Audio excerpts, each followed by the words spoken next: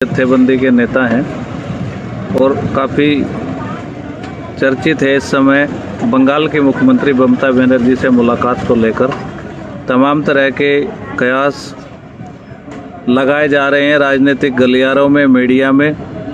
आइए इस पर जानते हैं उनकी क्या राय है। आखिर इस मुलाकात के इतने मायने क्यों निकाले जा रहे हैं?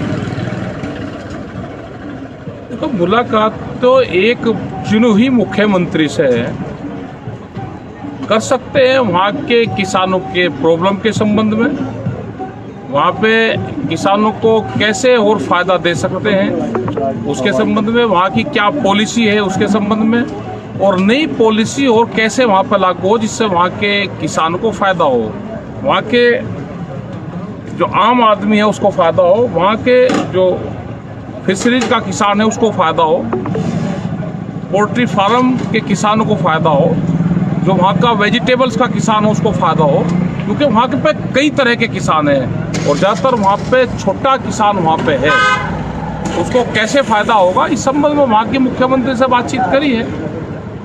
और आने वाले टाइम पे और जगह भी ये बातचीत होगी, क्योंकि भारतीय किसान यूनियन का जो वो है वो सब जगह मुख्यमंत्री से बातचीत करता है, उनकी पॉलिसी पर बातचीत करता है। तो भारतीय किसान यूनियन के उस पर ये बातचीत हुई है और वहाँ की चुने हुई मुख्यमंत्री से बातचीत हुई है।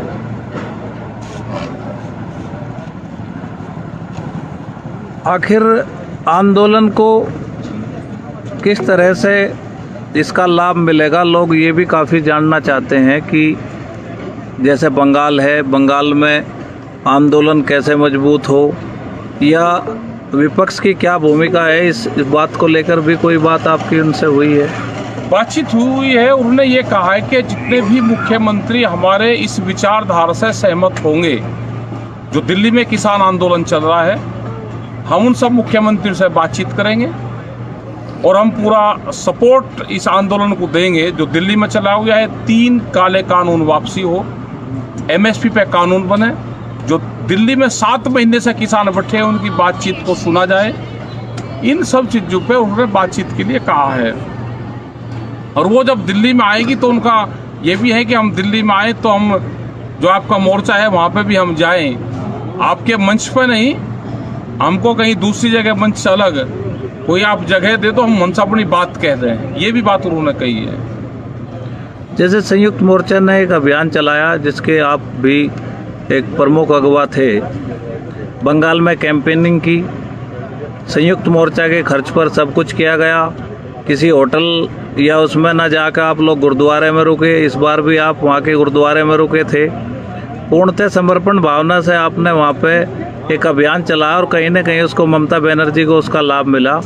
तो क्या इसका धन्यवाद करने के लिए ममता बनर्जी आएंगी इन मोर्चों पर? आएंगे। उन्होंने कहा कि मुझे जो मोर्चा था उसका समर्थन मिला, जो वहाँ के लोग थे उनका समर्थन मिला है और बहुत किसान वहाँ पे आए, लीडर वहाँ पे बहुत गए, तो उन्होंने उन सब का धन्यवाद करा है।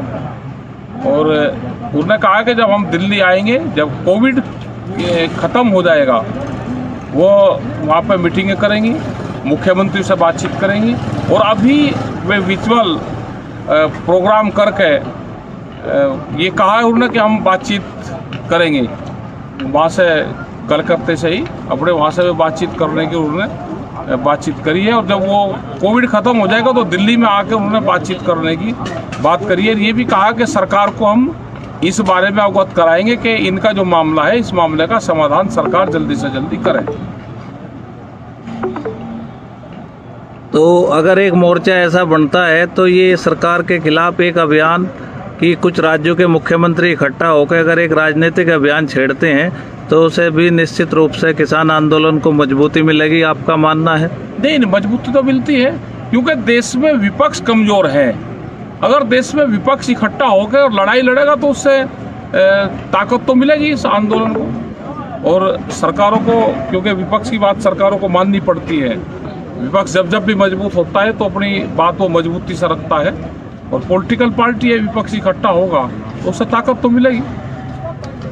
जिस तरह से आज हर विपक्षी पार्टी आपका सहयोग और साथ देने के लिए, समर्थन करने के लिए चिट्ठी जारी करती है, आपसे मिलना चाहती है, संयुक्त मोर्चा के संपर्क में रहना चाहती है, लेकिन सड़कों पर वो लोग कहीं दिखते नहीं है। तो इस संबंध में आपका क्या कहना है? उनको भी निकलना चाहिए सड़कों पे, डरना नहीं चाहिए। सरकार उससे डर के नहीं काम चलेगा। सरकार उससे डरेगे तो वे खत्म होंगे। वे भी अपनी जो बात है सच्चाई पे रहना चाहिए, अपनी बात करनी चाहिए और मजबूत तरीके से अपनी बात को रखना चाहिए। अलग प्लेटफॉर्म अपना बनाएं, अपनी बात रखें। बीजेपी के लोग जब विपक्ष में थे तो ये मजबूती से अपनी बात को रखते थे, ये आंदोलन भी करते थे, रास्ते जाम भी करते थे, ये सारे काम करते थे, जेल भोरा भी करते थे, लाठियां भी उन्होंने खाई। तो जब ये विपक्ष में रह के मजबूती से अपनी बात रखते थे, आज ये सरकार में है तो विपक्ष को अपना भूमिका निभाना चाहिए। देश में विपक्ष का होना भी बहुत जरूरी है और मजबूत विपक्ष की ज्यादा जरूरत है।